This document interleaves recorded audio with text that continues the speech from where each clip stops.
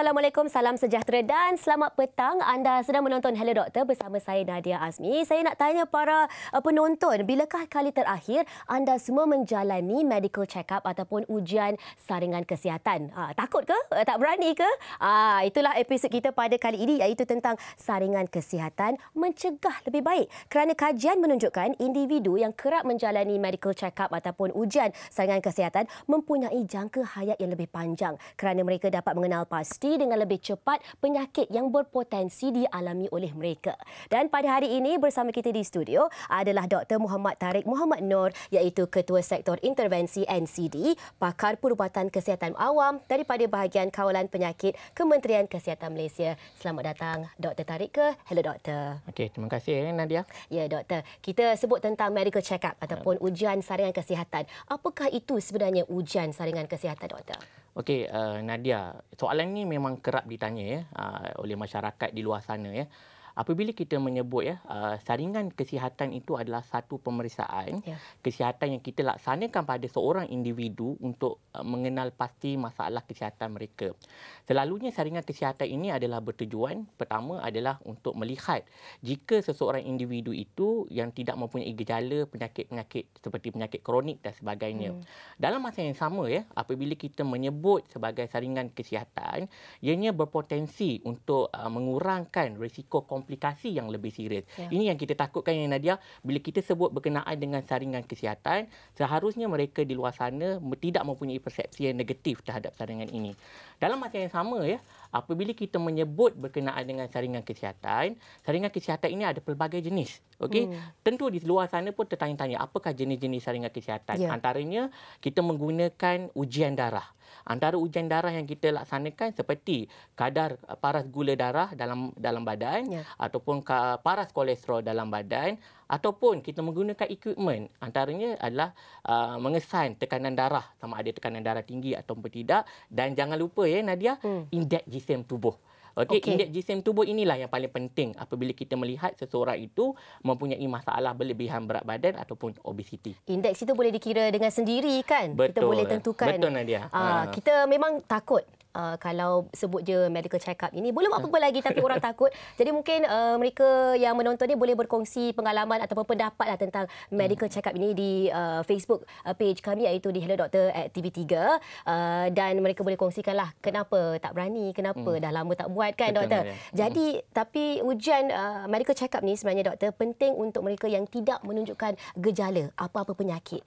Mengapa pentingnya di situ? Okey, sebelum saya meneruskan dengan soalan Nadia ini, saya ingin berkongsi sedikit berkenaan dengan prevalent penyakit-penyakit tidak berjangkit utamanya. Apabila tinjauan mobiliti kebangsaan yang dilaksanakan oleh Kementerian Kesihatan, dia menunjukkan bagi penyakit kencing manis kita mendapat prevalent sekitar 15.6% yang mengidap penyakit kencing manis. Prevalent maksud kekerapan ataupun statistik ke macam mana tu? Statistik lebih kurang 15.6%. Maksudnya 2 daripada 5 rakyat Malaysia ini ada kencing manis. Tetapi Nadia, yang paling menyedihkan adalah 50% daripada 15.6% ni tidak tahu diorang ada kencing manis. Statistik kita yang kedua, apabila kita melihat mereka-mereka yang mempunyai darah tinggi sebagai contoh, prevalent menunjukkan 1 daripada 3 rakyat Malaysia ni ada darah tinggi. Tapi 50% juga tidak mengetahui mereka ada darah tinggi. Justru itu, saringan awal, saya berbalik pada soalan Nadia tadi, saringan awal kesihatan ni amat diperlukan. Kerana apa? Pertama, kita kebanyakan penyakit-penyakit kronik seperti kanser, darah tinggi, kencing manis selalu tidak menunjukkan gejala awal pada fasa pertama ini. Tetapi apabila fasa kedua, ketiga, keempat, itu kita rasa dah terlambat untuk kita mendapat rawatan dan rujukan secara khususnya. Ini yang kita cakap, saringan awal ini penting untuk pengesanan awal penyakit. Dia bukan sahaja mengesan awal penyakit untuk kita mendapat rawatan, tetapi ada sesetengah gejala-gejala ataupun tanda-tanda ini dapat dilaksanakan dengan melaksanakan intervensi. Apa itu intervensi? Contoh intervensi pemakanan sihat. Kita dapat mengubah diet kita kepada diet yang sihat. Sebagai contoh, di Kementerian Kesihatan kita ada satu inisiatif dipanggil pinggan suku-suku separuh. Itu dia. Suku-suku separuh Nadia. Tetapi kita nak tanya masyarakat Malaysia di luar sana, adakah kita mengamal suku-suku separuh itu? Betul. Tetapi sebagai contoh lagi, apabila kita dapat mengurangkan, kita dapat mengesan saringan mengesan penyakit tidak berjangkit sebagai contoh dengan lebih awal, so sekaligus kita dapat menguruskan faktor risiko yang kita dapat semasa saringan awal ini. Sebagai contoh, apabila seseorang itu membuat saringan awal dan didapati mereka ada mempunyai berlebihan berat badan, kita nampak bentuk badan kita ni normal ya. Secara indeks gisim tubuh dari pandangan mata kita normal. Tetapi apabila kita timbang, terlebih rupanya dalam 26 atau 27. Justru itu saringan awal ini dapat kita ubah. Bagaimanakah cara kita untuk makan makanan sihat? Bagaimana carakah untuk kita melaksanakan aktiviti fizikal? Jadi apabila kita mengetahui status kesihatan kita, kita dapat mengubah intervensi-intervensi yang dapat memastikan kita tidak memasuki alumni kepada penyakit-penyakit tidak berjangkit ini. Lagi satu, apabila pengesanan awal dapat dilaksanakan, kita dapat mengurangkan komplikasi yang lebih serius. Sekaligus, kita dapat mengurangkan kos perubatan. Apabila kita saringan awal daripada saringan yang kita dah masuk sebagai contoh ya, kanser tahap 4, komplikasi daripada kanser ini akan memerlukan beban kos yang lebih tinggi. Jadi apabila beban kos ini dapat dikurangkan, hidup kita lebih tenang dan hidup kita lebih sejahtera. Yang penting kita ambil daripada sini doktor, walaupun dari segi luaran ataupun kita rasa sendiri macam kita sihat, tak ada apa-apa masalah, tetapi tidak semestinya mungkin ada sesuatu yang kita tidak nampak dengan mata kasar. Doktor, bagaimana pula dengan umur? Kalau di peringkat umur yang macam mana perlu kita ambil ataupun membuat ujian saringan kesihatan? Okey, berbalik kepada saringan kesihatan awal kita tadi ya. Apabila kita menyebut saringan kesihatan awal, kita perlu tahu fisiologi of the manusia ini daripada bayi, kanak-kanak, remaja, dewasa sehinggalah kepada warga emas. Apa yang kita sarankan ya di Kementerian Kesihatan Malaysia, kita ada beberapa saringan yang mengikut kategori umur. Sebagai contoh ya Nadia, apabila kita ambil saringan untuk autism, kita ada saringan M-CHART di kalangan kanak-kanak. Kenapa kita buat saringan M-CHART? Supaya masalah atau komplikasi yang serius daripada masalah autism ini dapat dikurangkan. Sebagai contoh, untuk kanak-kanak dan juga remaja sebagai contoh, kita ada saringan pembesaran dan juga perkembangan kanak-kanak. Ini juga penting untuk memastikan setiap kanak-kanak yang melepasi sesuatu tahap itu dapat melepasi sesuatu tahap yang lebih bagus. Dan juga dewasa. Dewasa adalah umur 18 sehingga umur 50 tahun. Antara saringan-saringan dewasa, seperti saya cakap tadi, kita ada saringan penyakit tidak berjangkit. Kebanyakan mereka di luar sana merasakan umur 20, kita tidak ada kencing manis. Umur 20, kita tidak awal ada darah sangat, tinggi. muda lagi. Betul, awal, muda, segak ya. Tetapi kita kena ingat satu benda. Prevalent tinjauan morbidity menunjukkan bahawa hampir ada sedikit portion golongan muda ini telah menghidapi penyakit-penyakit kencing manis dan darah tinggi. Dan dalam masa yang sama, apabila kita berumur 50 tahun ke atas, ada beberapa saringan yang kita perlu fokuskan. Seperti saringan kanser payudara, iaitu saringan mammogram itu sendiri. Saringan kanser kolorektal, iaitu IFOC, kita panggil occult blood daripada saringan najis kita. Dan untuk kita fokus kepada warga emas. Okey, kalau kita lihat ya data daripada tinjauan kita menyatakan bahawa kita punya population warga emas ni lebih kurang 3.8 juta. Iaitu 11.3% rakyat Malaysia ini adalah warga emas. Kita apa yang kita mahu warga emas yang hidup selepas pencet ini 60 tahun, 58 tahun, kita nak warga emas yang produktif sebagai contoh ya. Itu pertama. Apa itu saringan yang perlu kita laksanakan? Pertama, saringan kognitif. Kedua, saringan osteoporosis, sama ada kemampuan warga emas ini untuk melaksanakan sesuatu perkara dengan lebih berkesan. Jadi doktor, ada saringan ni ada pelbagai jenis sebenarnya, mengikut kepada peringkat umur dan juga penyakit yang dialami oleh seseorang individu itu. Kita akan memperinci dengan lebih tentang ujian-ujian saringan yang ada dan untuk siapa selepas ini. Jangan ke mana-mana.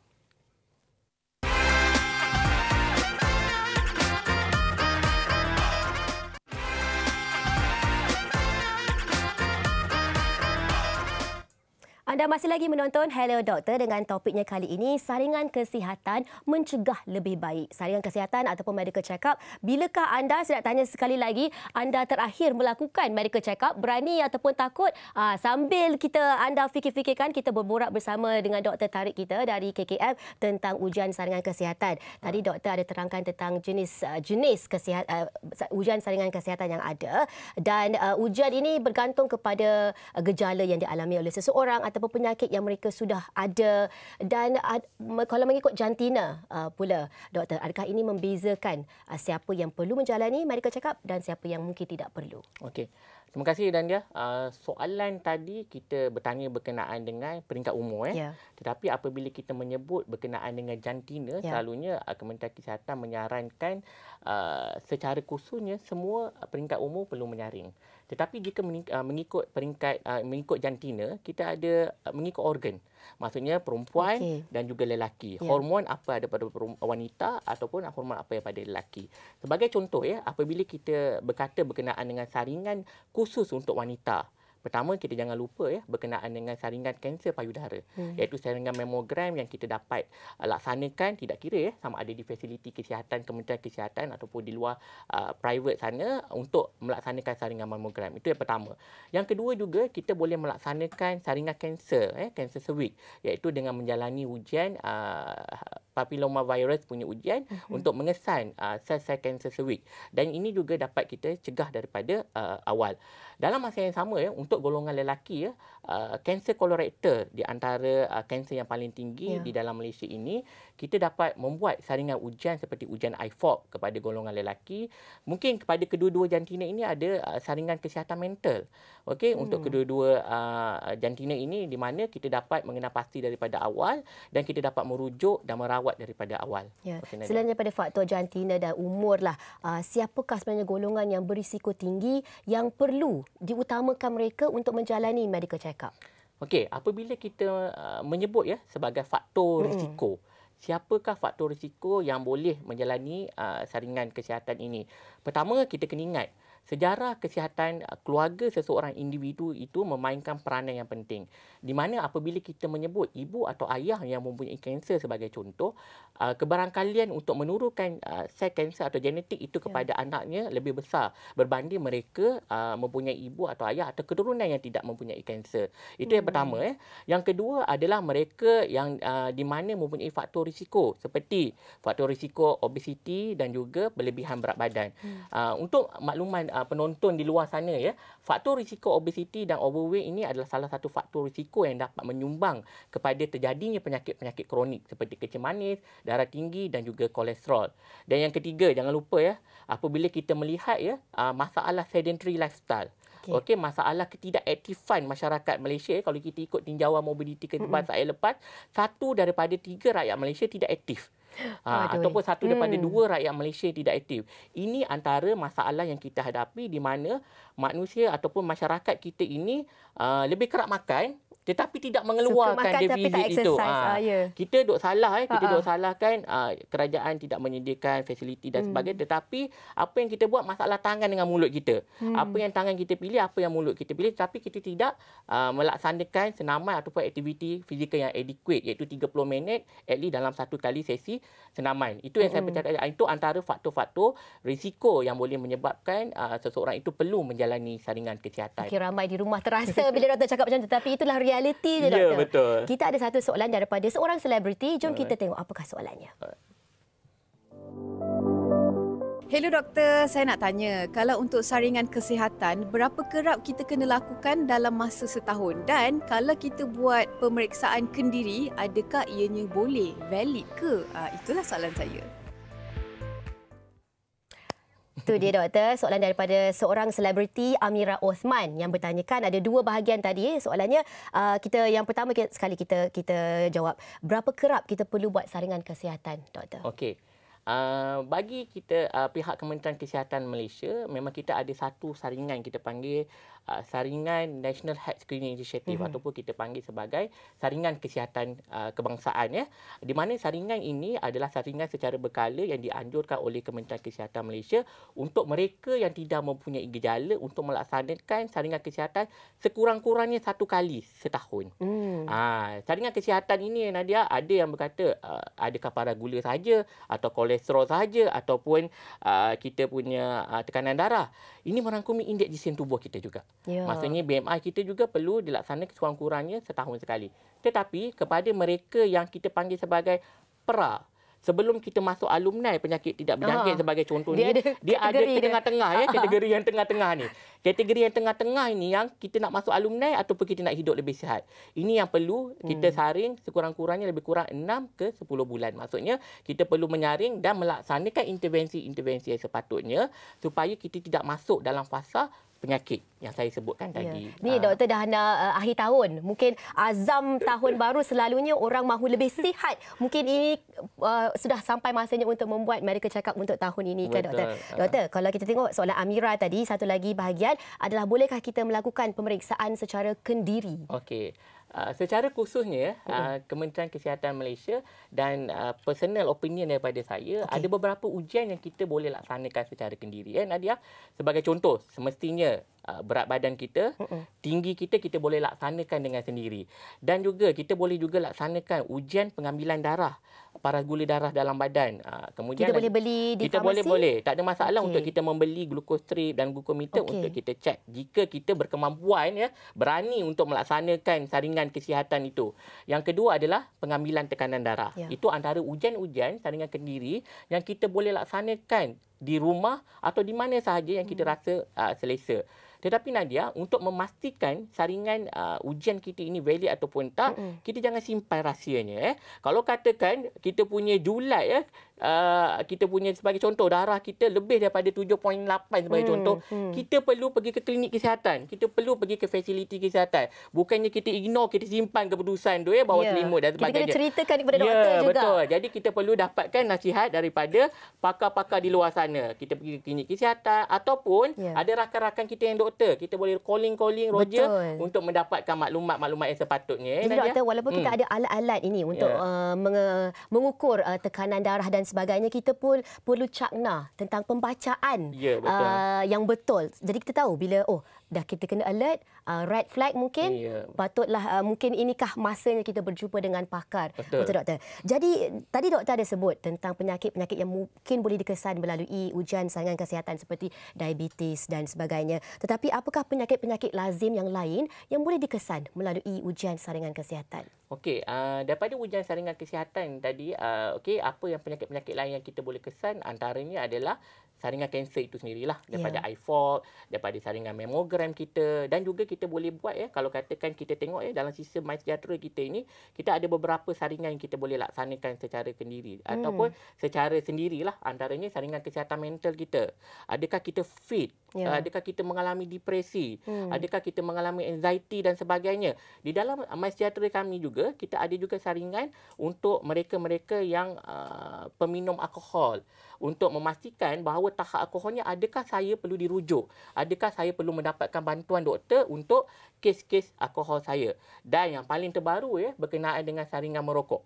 Kita di luar sana, di fasiliti kesihatan sana, kita ada klinik berhenti merokok. Kita ada MQuid untuk membantu anda untuk berhenti merokok. Itu antara saringan-saringan ataupun jenis-jenis penyakit yang lazimnya ataupun faktor risiko yang lazimnya yang kita dapat laksanakan secara kendiri, tidak kira di mana sahaja, dan kita dapat merujuk diri kita kepada klinik kesihatan yang tertentu. Dan mengikut penyakit yang berbeza ini, ujian saringan yang harus dijalani mungkin detailnya secara perinci berbeza. Ada yang mungkin lagi banyak kena buat, ada yang tak banyak sangat ujiannya. Kan doktor, berbezalah. Betul, berbeza. Tapi yang penting, saringan awal kita akan kurangkan komplikasi yang lebih serius. Dan tadi doktor ada sebutlah mengenai gaya hidup dan sejarah keluarga memang menjadi faktor yang mempengaruhi keperluan untuk kita sama ada nak jalani atau tidak ujian kesihatan, saringan kesihatan ni lah doktor. Mungkin boleh doktor terangkan lebih sedikit gaya hidup ni, kalau kita rasa macam okey je, tak rasa sakit ke, tak ada gejala ke, macam mana kita nak menilai sebenarnya? Okey, apabila kita bercakap berkenaan dengan faktor risiko gaya hidup, saya suka menyentuh berkenaan dengan hidup sedentary lifestyle, di mana rakyat Malaysia ini tidak aktif. Saya secara langsung, sebagai contoh diri saya sendiri, apabila kita pergi ke mall Nadia, parking mana yang kita akan cari? Yang berdekatan dengan apa? dengan lobi sebagai Betul. contoh. Kalau boleh kita nak parking dekat valet lobi Dan tu. menjadi tabiat. Ya, jadi inilah antara penyebab-sebab faktor risiko sedentary. Sedangkan kita boleh memilih parking yang lebih jauh untuk kita bergerak aktif. Untuk kita mendapatkan 10,000 langkah sebagai contoh Nadia. Itu yang pertama. Yang kedua berkenaan dengan penggunaan alkohol ataupun rokok. Itu antara faktor yang kita boleh kena pasti untuk saringan kesihatan tersebut. Tapi untuk mereka yang aktif dalam kehidupan mereka, seharusnya mereka juga perlu membuat ujian saringan kesihatan kan doktor? Betul. Mereka tidak terkecuali lah. Betul. Sebab apabila saringan walaupun mereka hidup aktif dan sebagainya, ada perkara-perkara yang perlu kita lihat. Seperti sejarah penyakit kronik, seperti kami punya masalah-masalah yang dihadapi sebelum ini, tempat kerja sebagai contoh, mungkin mengalami tekanan tempat kerja dan sebagainya, itu kita boleh lihat secara Faktor-faktor ini saya pasti bila doktor sebut, ramai yang di luar sana memang boleh relate, boleh dikaitkan dengan kehidupan seharian mereka. Jadi mungkin sudah tiba masanya untuk anda menjalani saringan ujian kesihatan ini tak lama lagi. Tetapi untuk kita bertanyakan lebih banyak lagi soalan tentang medical check-up daripada doktor tarik kita kembali selepas ini dahulu.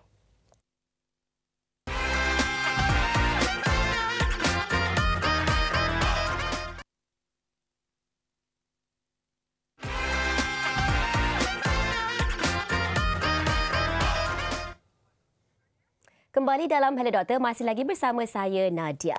Tahukah anda bahawa penyakit yang menjadi salah satu pembunuh utama di dunia ini merupakan kanser? Dan salah satu jenis kanser yang diperkatakan adalah kanser cervix yang menimpa kaum wanita. Jadi di studio pada hari ini kita ada bersama kita Dr. Shazima Abdul Samad, pakar perubatan kesihatan awam sektor kesihatan dewasa daripada bahagian pembangunan kesihatan keluarga Kementerian Kesihatan Malaysia. Selamat datang Dr. Shazima ke Hello Doktor. Terima kasih Nadia. Ya doktor, selain daripada kanser payudara yang sering kita dengar, yang popular didengari, kanser cervix juga dialami oleh kaum wanita. Boleh doktor kongsikan insiden ataupun statistik kanser cervix di negara kita? Okey.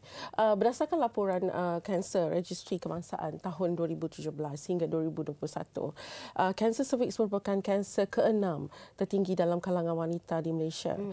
Dengan kes 6 bagi setiap 100,000 penduduk. Dan insiden kanser cervix ini bermula pada umur 25 tahun dan mencapai puncak pada 50 hingga 60 tahun bagi wanita. Dan Pertubuhan Kesihatan Sedunia telah mengumumkan bahawa setiap negara patut menuju ke arah eliminasi kanser cervix. Ya, dan selain daripada mereka yang berusia lebih daripada 25 tahun, siapakah sebenarnya golongan wanita yang berisiko mengalami ataupun dapat kanser cervix ni? Okey, sebenarnya majoriti sebab utama kanser cervix ini adalah disebabkan oleh jangkitan human papilloma virus, okey, dan 70% adalah disebabkan oleh HPV 16-18 dan selebihnya adalah disebabkan oleh non-16-18 lah yang berisiko tinggi. Dan apa yang menyebabkan wanita berisiko tinggi untuk mendapat jangkitan ini adalah mereka yang memulakan hubungan seksual pada usia yang muda atau yang berkahwin pada usia awal lah. Okey. Dan selain itu pada mereka yang mempunyai berbilang pasangan seks lah. Dan selain itu mereka yang mempunyai anak yang ramai dan merokok sebab meninggikan risiko untuk mendapatkan jangkitan. Selain itu mereka yang mempunyai imun sistem yang rendah, tahap imun sistem yang rendah lah, seperti HIV. Dan selain itu mereka yang mempunyai penyakit jangkitan kelamin lah, seperti gonoria. Dan apakah gejala-gejala yang kita harus kena pasti? Pada peringkat awal, seperti penyakit kanser yang lain lah.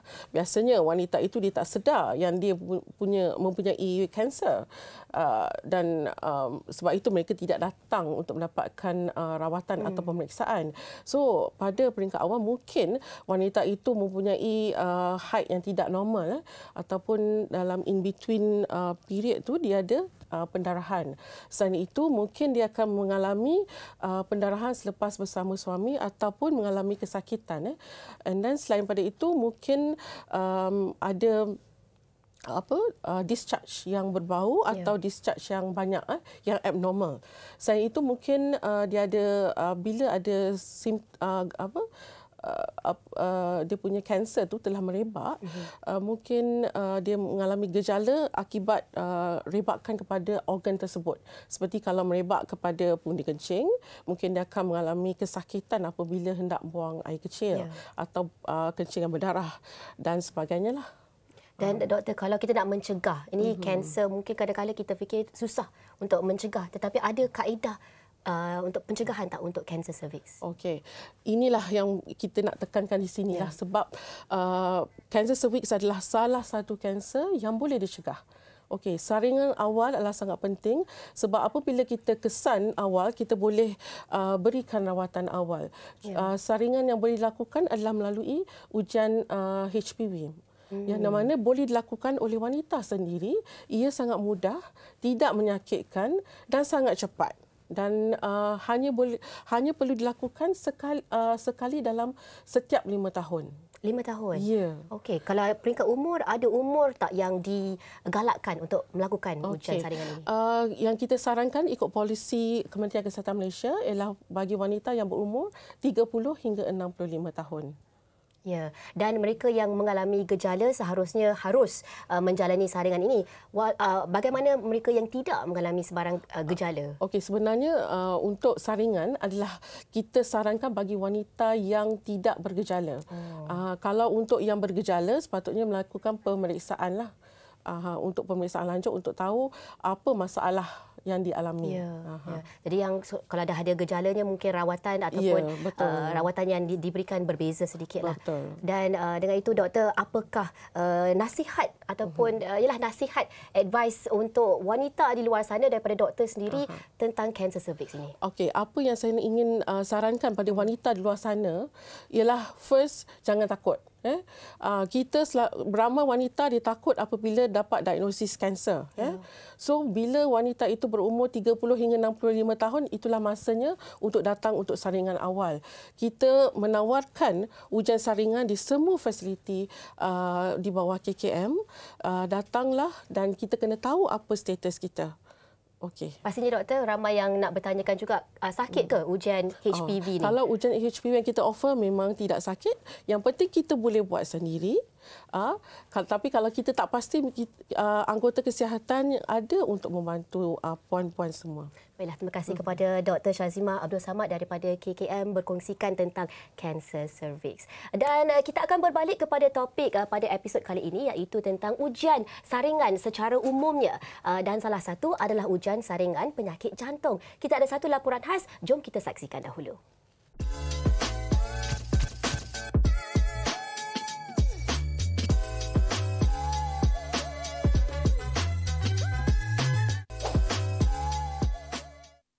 Sebenarnya saya ada masalah kolesterol tinggi. Saya pernah kehilangan seorang sahabat akibat sakit jantung. Ketika itu usia dia baru 26 tahun. Kematian mengejut ni memberi kesan yang sangat mendalam kepada keluarga dan juga orang-orang terdekat. Kadang-kadang kita rasa kita ni sihat, tapi kita tak tahu tahap kesihatan kita tu tahap mana selagi kita tak buat pemeriksaan kesihatan. Saya nak pastikan masalah kolesterol ini tidak memberi kesan kepada jantung saya. Jadi hari ini saya akan buat pemeriksaan saringan kesihatan jantung untuk pastikan betul-betul bahawa jantung saya betul-betul sihat.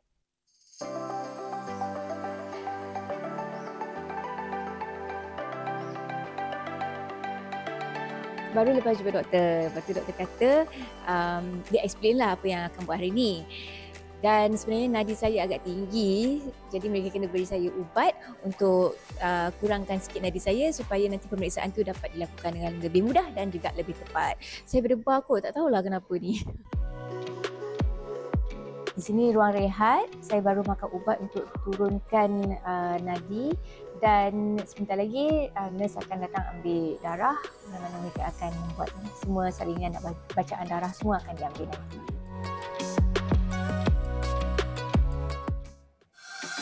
Mesin CT scan digunakan untuk periksa jantung saya. Sebelum tu kena tukar baju dulu. Pemeriksaan ini akan melihat struktur jantung saya dengan teliti dan periksa salur darah untuk pastikan tak ada apa-apa masalah seperti sumbatan atau penyempitan yang boleh mengganggu aliran darah ke jantung. Tak ambil masa yang lama pun, sekejap je. Mungkin beberapa minit je dah siap dah. So sekarang ni tengah tunggu result lah, tengok macam mana. Laporan dah dapat, doktor pun dah terangkan kepada saya tentang keputusannya. Alhamdulillah semuanya baik-baik belaka. Kesihatan jantung saya normal dan tidak menunjukkan ada apa-apa sebarang sumbatan pada salur darah. Alhamdulillah, saya sihat.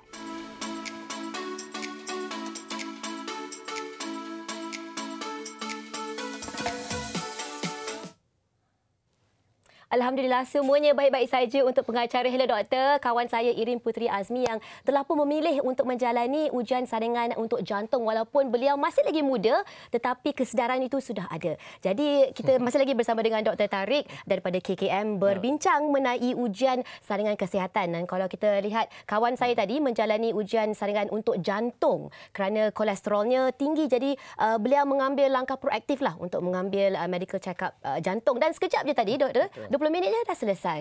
Senang je. Jadi untuk mereka yang di luar sana, untuk kami memilih jenis saringan kesihatan yang sesuai bagaimana? Sebab ada pelbagai jenis. Macam mana kita nak tahu yang mana untuk kita? Okey, bagaimana kita nak memilih saringan kesihatan yang sesuai? Pertama, Nadia, kita perlu lihat sejarah keluarga kita. Ya. Itu yang pertama. Sama ada ibu dan ayah kita mempunyai penyakit-penyakit tertentu yang dapat diwarisi kepada anak-anak mereka. Jadi itu adalah faktor atau perkara pertama yang kita perlu lihat. Yang kedua berkenaan dengan sejarah penyakit kita sendiri. Mungkin kita ada penyakit-penyakit yang tertentu yang boleh, sebagai contoh, sebelum ini ada darah tinggi atau kencing manis. So itu adalah contoh-contoh yang kita boleh membuat atau menjalankan saringan kesihatan yang berkaitan dengan penyakit kita.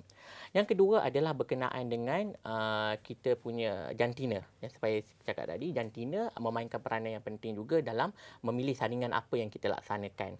Sebagai contoh, jika kita lelaki, kita perlu memilih untuk membuat saringan kanser kolorektal sebagai contoh. Tetapi saya tidak menidakkan golongan wanita untuk membuat saringan kanser kolorektal. Yang keempat adalah berkenaan dengan faktor risiko gaya hidup sihat, sedentary lifestyle kita, diet yang kita pilih, ataupun berkenaan dengan penggunaan rokok, alkohol dan sebagainya. Itu antara sebab bagaimana cara kita nak memilih sesuatu saringan itu dapat dilaksanakan. Dan yang terakhir adalah berkenaan dengan rujukan kepada panduan saringan kesihatan kita. Kita boleh membaca daripada sumber-sumber yang dipercayai, apakah saringan sesuai mengikut peringkat umur seperti yang kita katakan tadi. Apakah saringan sesuai untuk saya lelaki berumur 30 tahun merokok. Itu ada beberapa saringan yang kita akan tentukan berdasarkan metrik-metrik tertentu. Doktor, kalau kita tengok tadi adalah ujian saringan jantung. Mungkin ramai yang di luar sana yang masih lagi muda, mungkin boleh mengambil langkah untuk pergi berjumpa dengan pakar jantung kerana kita pun dengar banyak insiden ataupun kes-kes penyakit jantung di kalangan orang yang muda, doktor. Betul. Walaupun mungkin tak ada sejarah keluarga ataupun faktor-faktor yang kita mungkin ada penyakit, satu penyakit itu, kita harus masih lagi boleh buat ujian saringan, doktor. Betul kan? Betul. Dan doktor, jadi macam mana, saya nak tanyalah tentang ujian saringan kesihatan ni. Invasif atau tidak? Kalau kita tengok yang jantung tadi, yang Irin Puteri buat, dia begitu senang, begitu mudah dan beliau hanya perlu masuk ke dalam, kita panggil apa tu? Terowong, betul kan? Kalau ujian saringan yang lain, adakah ia invasif? Kena ambil darah, kena buat lagi banyak cucuk-cucuk di sana, di sini. Macam mana, doktor? Itu yang saya perkatakan berkenaan dengan ujian-ujian saringan ini terdapat pelbagai jenis. Sama ada kita melihat secara pemeriksaan fizikal, iaitu melaksanakan seperti sebagai contoh tekanan darah, ataupun kita melaksanakan secara fizikal dengan doktor melihat dan cek pesakit tersebut, ataupun ujian darah. Ujian darah ini yang 3 kategori lah, tetapi yang selalu kita fokuskan berkenaan dengan penyakit-penyakit NCD. Itu yang kita boleh rawat daripada kardiovaskular dan sebagainya. Dalam masa yang sama Nadia, ada juga saringan-saringan yang kita menggunakan equipment. Sebagai contoh yang tadi yang sebut terowong tadi, itu MRI dan sebagainya, yang kita dapat laksanakan ultrasound, yang kita dapat semak kita ada masalah kardiovaskular dan sebagainya.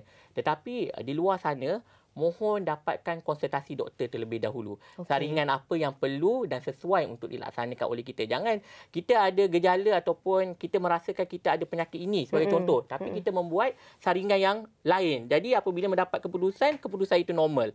Jadi kita perlu mendapatkan konsultasi doktor terlebih dahulu, ujian ataupun saringan apa yang sesuai untuk kita laksanakan. Sebenarnya doktor, medical check-up ini adalah untuk memberi ketenangan kepada kita semua. Walaupun rasa takut ataupun tidak berani untuk melakukannya, tetapi ia boleh memberikan ketenangan dan peace of mind lah orang kata. Betul. Jadi kita akan bertanyakan lebih banyak soalan lagi. Dan nasihat, kita nak ambil nasihat juga daripada Dr. Tariq selepas ini.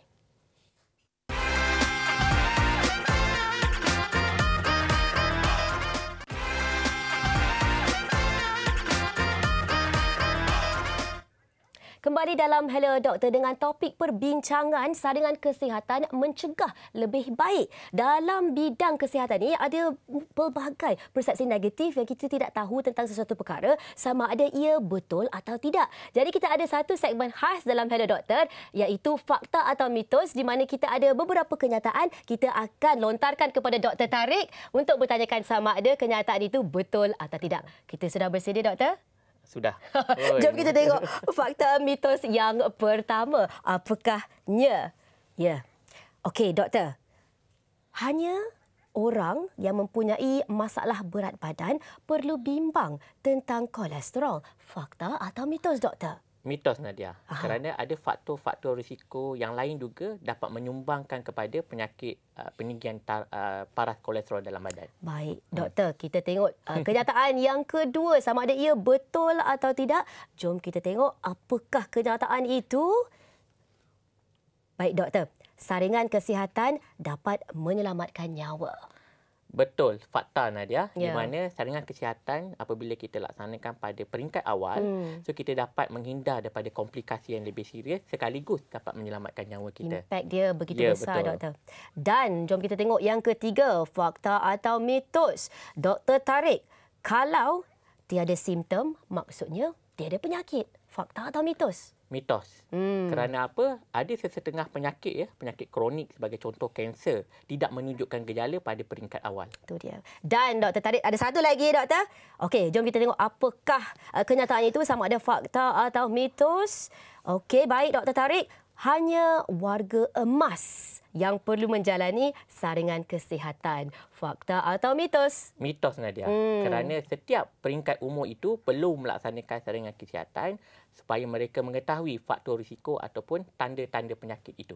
Baik, terima kasih Dr. Tariq. Semoga segmen fakta mitos ini menjadi satu pembuka matalah kepada penonton. Hello doktor. Doktor, okey, kita bercakap tentang medical check-up ini. Apakah kesannya jika seseorang itu tidak menjalani medical check-up ataupun ujian saringan kesihatan? Okey. Apabila kita cuba menghindar untuk melaksanakan saringan kesihatan, ada beberapa implikasi yang kita akan dapat terjadi. Sebagai contoh, kita pengesanan penyakit yang terlewat.